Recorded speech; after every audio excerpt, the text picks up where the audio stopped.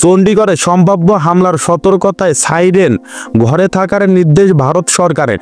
চণ্ডীগড়ের air force স্টেশনে সম্ভাব্য হামলার আশঙ্কায় বাজানো হয়েছে সতর্কতা সাইরেন।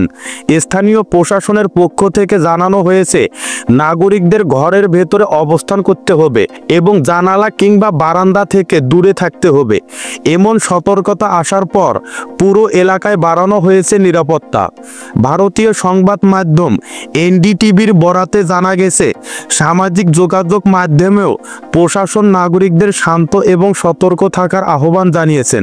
চণ্ডীগড় সহ আশপাশের এলাকাগুলোতে নিরাপত্তা জোরদার করা হয়েছে মূলত হামলার আশঙ্কা বাড়ার কারণে। এর আগে 8ই মে রাতে পাকিস্তান থেকে চালানো এক ক্ষেপণাস্ত্র হামলার পর ভারতের বিভিন্ন স্থানে জরুরি ব্ল্যাকআউট কার্যকর হয়। আলো নিভিয়ে রাখা হয় কাশ্মীরের শ্রীনগর, কুপওয়ারা, উরি এবং সীমান্ত সংলগ্ন বিভিন্ন এলাকায়, যার মধ্যে চণ্ডীগড়ও ছিল। ভারতীয় সেনাবাহিনী জানিয়েছে ওই হামলার পাল্টা জবাব তারা দিয়েছে।